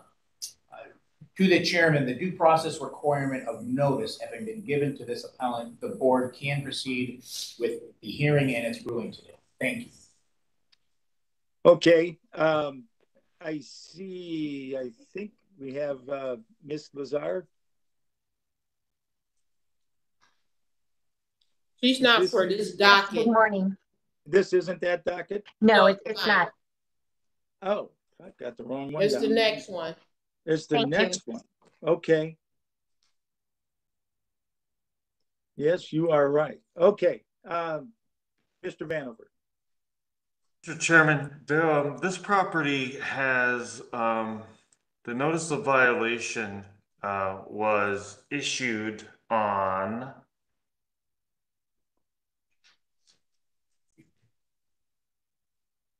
July 17th, or July 13th rather. And there is a certificate of disclosure that was issued on this property in August, indicating the owner's attempt to sell. We would ask that you deny any more time, remand it back to the Department of Building and Housing with the understanding that the expectation from the owner is not to correct the violations, but to flip the property. Motion is in order. Deny more time, remand the property to Division of Building and Housing for any further action. Motion? So moved. Okay, Mr. Dink, I have a motion. Second. Ms. Lipscomb. Mr. Dink, Yes. Ms. Lipscomb, Yes. Mr. Gallagher. Yes. Notice will be sent out within 2 weeks. Okay, next docket, A6123, 7421 Herman Avenue. Application and fees are in order. Notice of violation is exterior maintenance, no permits, exterior maintenance garage. Issued on June 29th of 2023. Appeal was received July 25th of 2023, requesting for 60 days to abate the violations. Present for the hearing, Tom Vanover, Department of Building and Housing. Dan Jacobson, Law. Will the appellant or his or her attorney or representative state your name and relationship to the property? Yes. Hi, good morning. My name is Gabriel Lander. I'm the owner of the property through Insta Home Buyers LLC. Mr. Lender, solemnly swear to tell the truth, the whole truth, so help you God? I do. Okay, go ahead and let us know what your plans are. Thank you. I'm from out of state. By the time the violation came, I was already stuck with a GC for about a year. It was actually the second GC we contracted to perform a full renovation of the property. The plan is and have always been to do a very nice full renovation of this property. I provided to this court emails with the contracts that I had with the prior GCs as evidence. By the time the violation came in, I was already discussing termination with the contractor I was involved with. He only gave excuses, and only excuses kept coming. Supposedly he applied for permits. I did find out that that was not the case. I tried to have several other contractors in when the violation came in, but during the summer, this was almost everyone said that they were not available. So I attempted to get to a final agreement with this GC to bring the house to compliance with these violations, and with that to part ways, without further actions on my end, because he already had a lot of money from me. He agreed to this, and that's when I initially requested 60 days. However, this did not progress. The GC disappeared. We then find out that he was being bombarded with other claims from many clients. So I had to take the case to an attorney. The case is still going. I haven't been able to recover a dime in that case. It looks like it's going to be a tough road, but I mean, however, I by now I engaged with another GC that was highly recommended to me. He has been working on a thorough quote. It has taken some time because he was closing other projects, but we also engaged with a green certification consultant. We had an appointment last week. I also provided evidence of this contract with the green certification. With this information, I mean, this new GC was also there in the meeting with the consultant. He's hopefully he can have a quote for us, and he's already available now to start working. I hope that on the next, we're also making some adjustment to the architectural plans, and the plan is to fully renovate the property. Hopefully in the next few weeks, we're going to have the permits in and begin the process of the whole renovation, of course, tackling first these violations. I believe that at this stage, if it's possible for 120 days to comply, it should give us enough time to apply for the permits, get the permits approval, and do the work, considering that I know winter is a kind of a tricky moment to perform exterior work. So hopefully we can have everything done by then in the exterior. We plan to do the full renovation of the property by the summer next year. Okay, but you're looking for 120 days. Is what your ask is? Yes, that is correct. Okay, let me go there. I see we have Ms. Lazar. Good morning. Okay, solemnly swear to tell the truth, the whole truth, so help you God? I do. Okay, go ahead. If you have, unless you want to wait till it's near the end. I would be happy to speak up. Okay. This property has been in disrepair since before the violations were issued, and there are two residents on this short street that notify and contact the council office on a regular basis.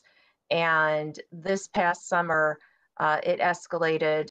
We had to have health involved for other issues, infestation, terrible odors, overgrowth.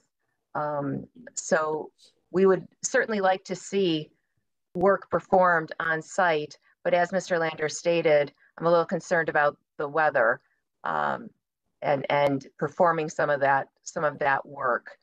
So I defer to Commissioner Vanover for his insight.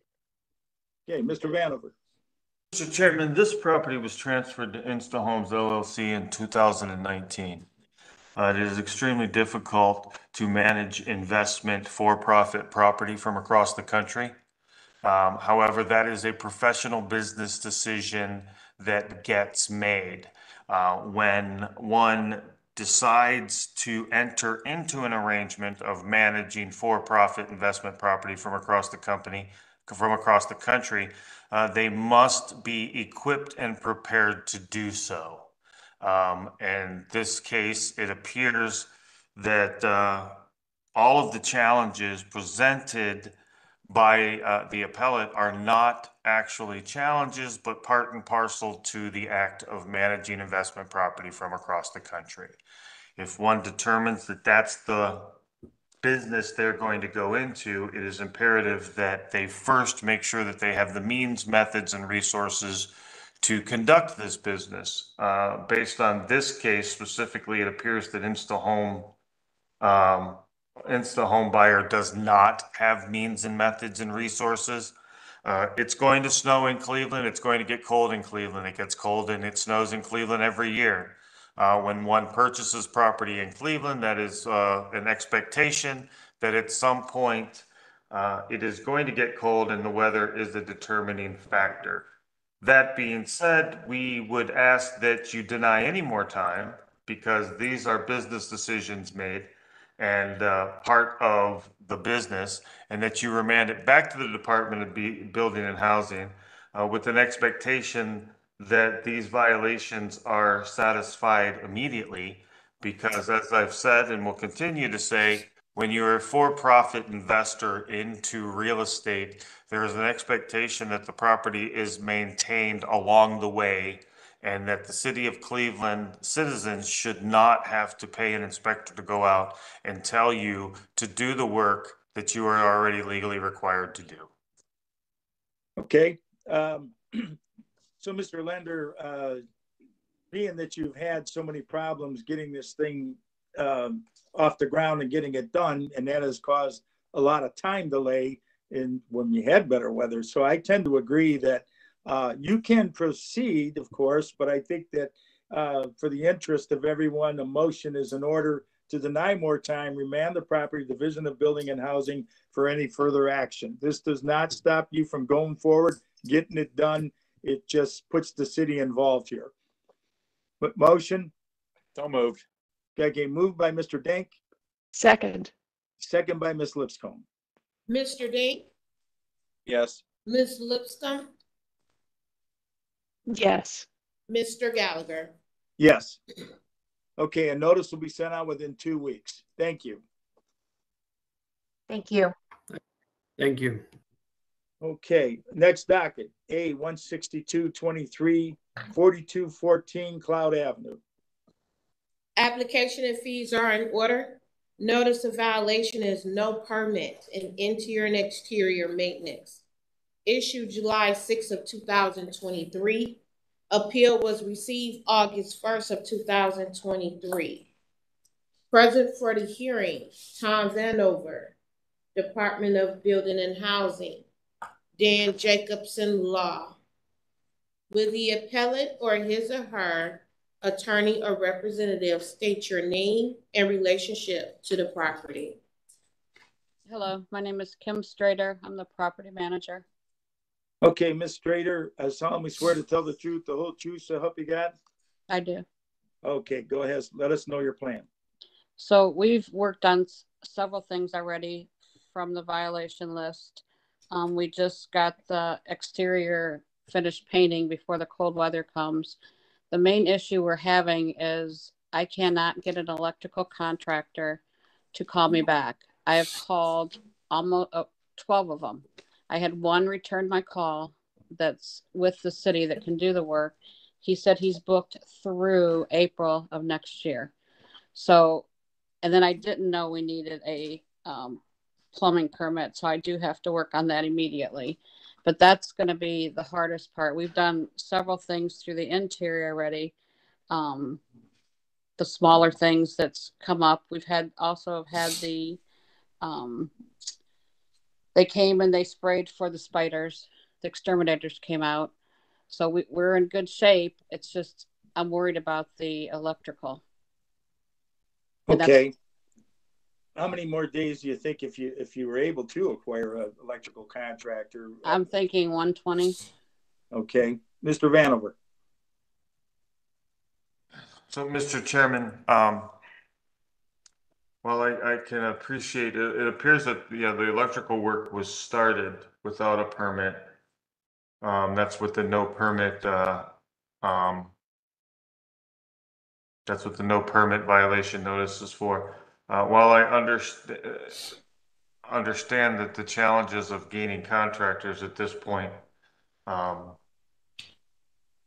work needs to get done. Again, this is a corporately owned for-profit investment property that there was obviously, based on the violation notices, plans to have the electrical work done.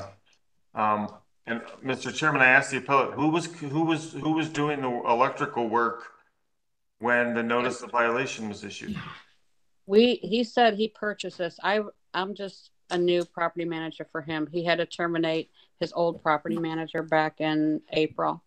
But he said the property was purchased like this. He hadn't done any electrical. So I don't know if they purchased it and didn't realize this and didn't know there wasn't a permit because he didn't know anything was wrong with the electrical. So I don't have any names of who did the electrical work there. Understood. So, Mr. Chairman, these things, the condition of the property, these all impact the purchase price when investment properties are made. We don't object to more time, but we would ask for a limited amount of time. Because there are many contractors out there, and unfortunately in this business, which it is a business, it's a matter of economics. If you pay enough, you can get you can get somebody there. So it's an economic decision more so than a logistics decision. I can't even get him to return my call back.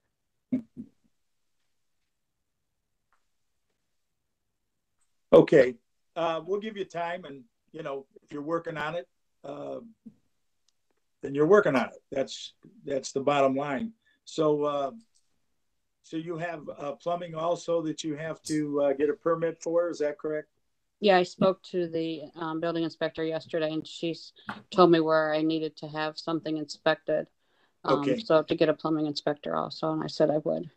Okay. Well, we'll give you 120 days. That's March 8th, 2024 to abate all the violations. Motion? Thank you. So moved. Moved by Mr. Denk. Second. Second by Ms. Lipscomb. Mr. Denk? Yes. Ms. Lipscomb? Yes. Mr. Gallagher? Yes. Notice will be sent out within 2 weeks. Thank you. Thank you. Next docket, A272-23, 12721 Fursby Avenue. Application and fees are in order. Notice of violation is interior maintenance. Issued September 13th of 2023. Appeal was received October 9th of 2023. requesting for 6 to 12 months to abate the violations. Present for the hearing, Tom Vanover, Department of Building and Housing. Dan Jacobson, Law. Will the appellant or his or her attorney or representative please state your name and relationship to the property? Good morning. My name is Daryl White. I'm the Senior Portfolio Manager for 5 Realty. I'm also the property manager for the owner in this case. Okay, Mr. White, I solemnly swear to tell the truth, the whole truth, so help you God. I do. Okay, go ahead and let us know what your plans are. So with this property, we were not aware of any violations. We had tried to get in to do an inspection because the tenant had indicated that there were a few small things, but the majority of the things that she wanted done were cosmetic things. She was not getting her way with us, and so she called you guys. Since this has occurred, we have there was a flood in the early part of the year, which knocked out the furnace and it knocked out the hot water tank. We replaced that. There was a permit pulled by Reeves Heating and HVAC. I have been working with both of your inspectors to cure that, so she does have hot water now. She has a furnace, but that's not some of the things that were even in the violation. This tenant is in the process of being evicted. She has her rent in escrow. So the reason why we're asking for 6 to 12 months, because a lot of this stuff can be easily fixed, but she's uncooperative and she's being evicted because she has overstayed her welcome as far as the lease goes. So because she's uncooperative, because she's being evicted, before this happened, we issued a 30-day notice and a 3-day, and she just refused to cooperate. She said she was staying, it's her house, and she doesn't have to leave. So it's impossible to get in to do the things that need to be done and do a full inspection because she's aggressive, angry, and she's threatened our staff. So until we're able to get her out, which takes some time, we're asking for this. Our attorney on the housing court matter is Edward Casputis. Okay. Mr. Vanover. So, Mr. Chairman, there are remedies under state law for access requirements for tenants and landlords that are beyond the purview of this board. We understand that when evictions start, the tenants call the building department, and which is fine. And when we get there and we find that there are violations in the property, it is our responsibility to cite for them. So how the property gets managed and access is that's a housing court tenant landlord issue. For an investment, corporately owned investment property, we think that that time frame is unacceptable. We would not object to more time, but we expect the time frame to be reasonable because there is an expectation that these properties are maintained before we get there. So we would object to anything longer than 90 days to abate the notice of violation. Okay. So we can go with the 90 days and you work on the problem, and if it persists or you can't get them out or for some reason, then as long as you're working on it, that's the main thing. But we're going to give you 90 days, February 8th, 2024, to abate the violations. Motion? So moved. Okay, moved by Mr. Dank. Second. Second by Ms. Lipscomb. Mr. Dink? Yes. Ms. Lipscomb? Yes. Mr. Gallagher? Yes. Okay, the notice will be sent out within 2 weeks. Good luck. Thank you. Okay, the next order of business is approval of resolutions. Mr. Chairman? What happened? We Go need to ahead. bring back up docket 1/2023. Hold on a minute. Where's 2023? Fire. The fire. I thought we took care of that one. 1/20/23? Yes. You want that open back up again? Yes. Yes, that's the one we had the pictures. I'm sorry. Okay. Yes. All right. So reopening You document collected it. A1/20/23, 1184 East 61st Street.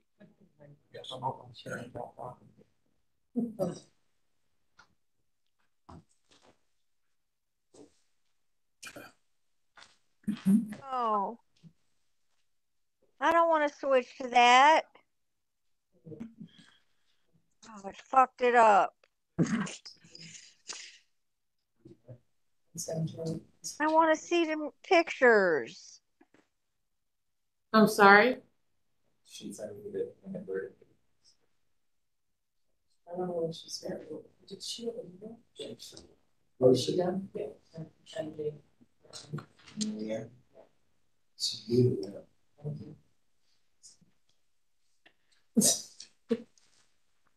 Okay. Is your pictures back? Yes. Okay, very good. Here we go. Your turn now.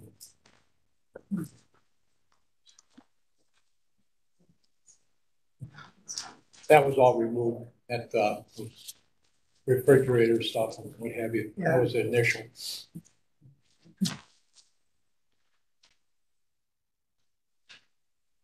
So you can see there's no fire there on the outside. It's all internal. Oh, I was.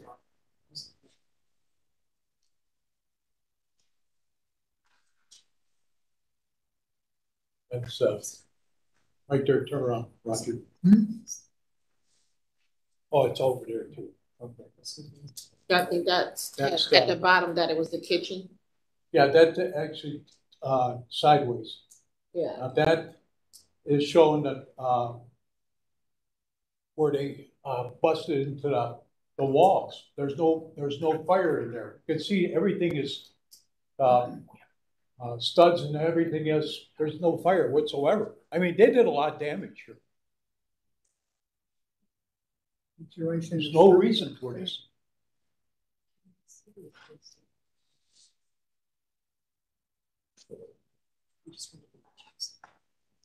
There's only one room that was damaged here. Downstairs bedroom. That was sideways. Yeah, right. That's the basement there and sideways. Sideways. That's a block. A block over there on the one side is they busted out glass block. I mean, there's no reason for it. I'd like to address Mr. Chairman to the appellant Yes. representative. You're afforded the opportunity here to present the pictures that you brought in today. Yes. I appreciate that.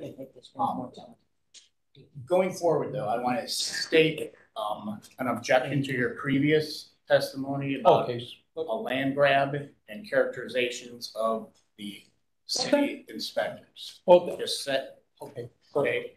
Allowing you to present an inspection. The first inspection was fraudulent, and that's what we're trying to prove here. Well, I would object to that under this hearing today. Okay.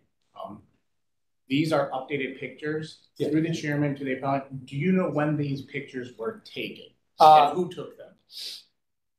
Roger took them, and then a couple of mine took. My throat. They were taken about a month ago.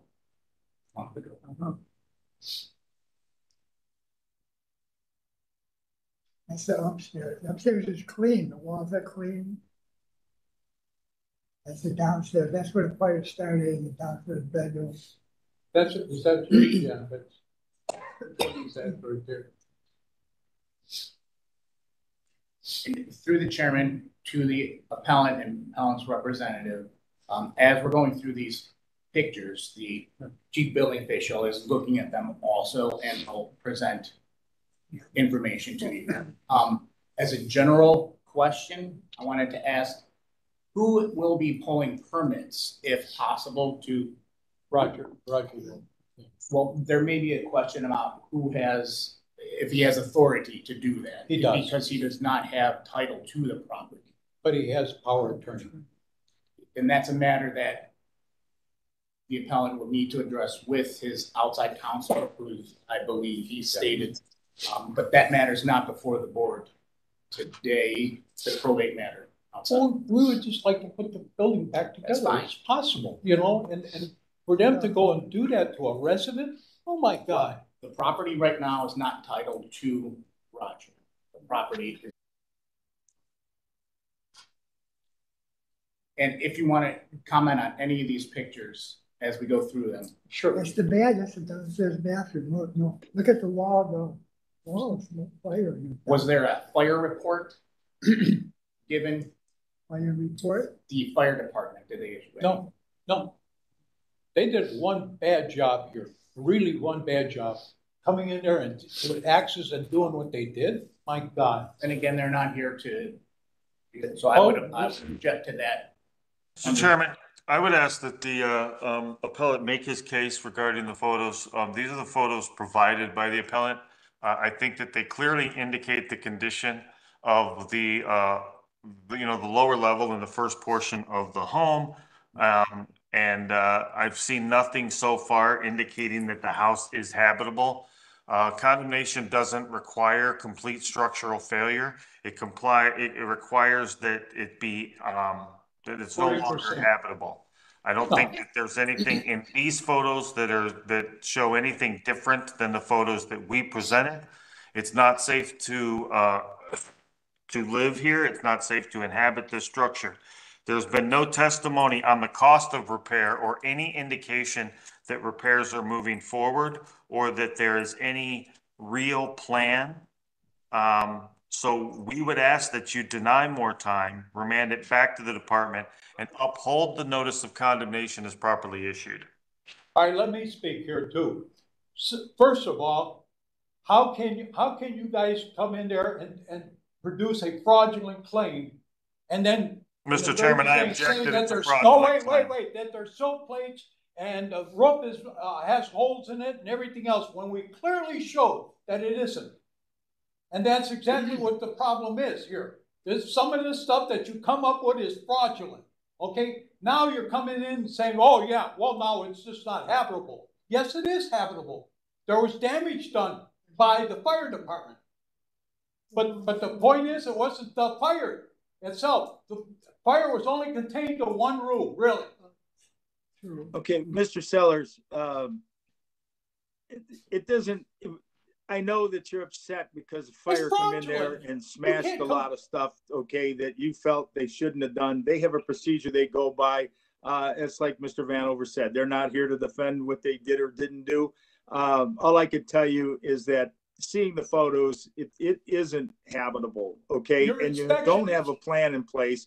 And I agree with him that a motion is in order to deny more time, remand the property, Division of Building and Housing for any further action. Motion. Let me have my testimony here. First of all, you come up with a fraudulent inspection. We ask for a second inspection and you come over and say, well, we just think it's not habitable. When it is, you come up with a total fraudulent, and that's why I stated this is not what, well, we just feel that's not inhabitable. And that is not the case. We should have pictures over here showing that the first, second floor and the basement never got touched. Come on. Mr. Chairman, you have to understand that there's no plan in place to correct anything. And so that's the reason why. We don't even know. That's the reason why.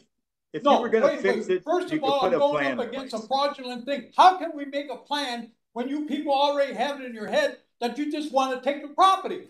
Nobody wants the property. I never can tell heard you that. anything like this. Nobody Mr. wants Chairman, to the appellant's representative, I want to state an objection to your characterization that there is a land grab and that the city is actually fraudulent.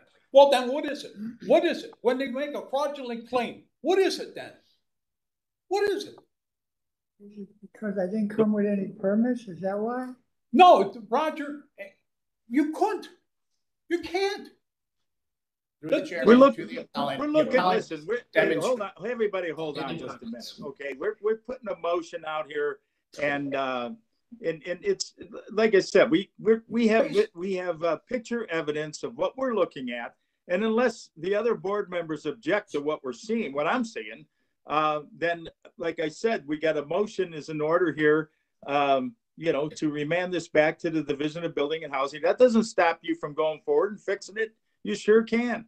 You can do it. All we're saying is that it's going to be under, you know, with the city of Cleveland taking a look at it as you do it. You proceed. Right. That's all we ask for is to do what you're supposed to do. And that is that the house is capable of being rehabbed. Mr. Chairman, this is Patty. The board under Robert's Rules of Order has a motion on the table. You have to take action before there's ever a discussion. There has to be a movement and a second, which has not happened. If you could have the process before you have a discussion under the Rules of Order. Okay. So, you can understand. Motion is in order. Is there a motion? Mr. Chairman, I'll make the motion to Okay. remand Building and Housing.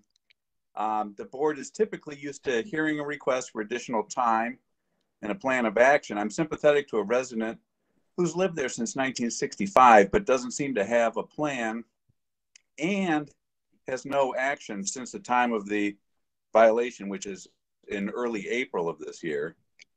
So with that, I'll make the motion to remand. Moved by Mr. Dink. Second. Second by Ms. Lipscomb.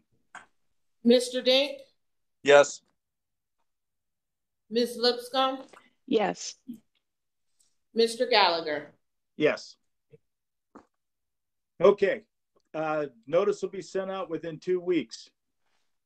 Well, Mr. Chairman, if I may, without giving legal advice, this is Patty again. Yes. And I'm speaking loudly so that he can hear. I understand, having dealt with a father-in-law who had hearing problems. The board's ruling does not stop the owner from doing or trying to pull permits and making repairs on a property if he is legally allowed to. Just as a point of clarification, a power of attorney, if it's a durable power of attorney, ceases upon the death of the person. Upon death, there has to either be an administrator appointed by the probate court or an executor appointed by the probate court, just for clarification.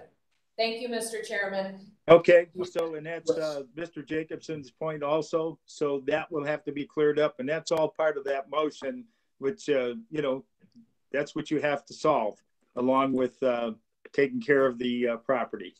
Well, let me say one thing. We brought this thing all the way forward to this point itself because of the inaction that should have been done in the very beginning. And all we're asking for, and I know you made this motion itself, is to go and be fair and look at what has happened over here and understand that this property can be not condemned, but brought back to its original life itself. And so the board ruled, and you have a process that's administrative, so that has to go through outside of the board. Right, so he needs the time to go and get that in order. He can go forward and do it, okay, but the board ruled on his request. Okay. Okay. He's also not personally named on the notice. Yeah, I So understand. that there's an administrative process he has to go through to do that. But this poor man doesn't have a home and he wants to get back in there. Then he has to go through the process. The board issued its ruling. My priority. Help him through it, Mr. Summers. Don't condemn the property. That's all we're asking. Don't condemn it. It's not condemnable. They ruled on that, sir. Okay, thank you. We're going to move on to resolutions. Mr. Chairman, I think we skipped the docket. What did we do? I think we skipped docket 12723. Are we done here? Yes. Yes. No, I have the 120, I have 1824 on there. Yeah. It's A12723. Yes. 18901 Shawnee Avenue. Yes. Did we do that? Yeah, we did. I think we skipped did it. it. We did that one? Yes. Okay. My mistake. That's all right. Yeah, I think she just wanted to see the pictures. I think so too. Okay. Sorry, I did. Okay, we got approval of resolutions. Bye. All right. We got A123 through A11023, and then A13323, A13623, A13723, A14723, 14823, 149, 15023, 151, 15223, 16023, 16623, and A22323. Motion. Move for approval. Motion by Mr. Dank. Second. Second by Ms. Lipscomb. Okay. Mr. Dank? Go ahead. Yeah. Ms. Lipscomb? Yes. Mr. Gallagher? Yes. Okay, approval of the minutes for October 25th, 2023. Are there any additions or corrections? Do that now. Okay. Any additions or corrections? For, the previous, so just do it now. 1 second, Mr. Chairman. Okay. Okay. Mr. Chairman, it has been brought to my attention by our attorneys that for dockets A15823, 15623, and 15723, per the testimony of Chief Building Official Tom Vanover, that he testified that the owner was contesting the city's process, when in fact in their appeal letter, they are requesting for more time. They have stated that they needed an additional 3 weeks in the appeal statement, but on the application, they requested for additional 4 weeks to become in compliance with the lead deficiency request. So we just wanted that clarified on the record. Okay. That's fine. We clarified that. And I believe our motion was to remand it, right? Uphold the letter. We upholded it, right? Okay. All right. So we're all set, right? Yes. Okay. All right. We still have the any additions or corrections to the minutes? None. October 25th. No. Okay. Motion. Motion to approve the minutes. Okay. Motion by Mr. Dank. Second. Second by Ms. Lipscomb. Mr. Dank? Yes. Ms. Lipscomb? Yes. Mr. Gallagher? Yes. I think that wraps it up. Any other business? None. Okay. All right. Thank you. We are adjourned.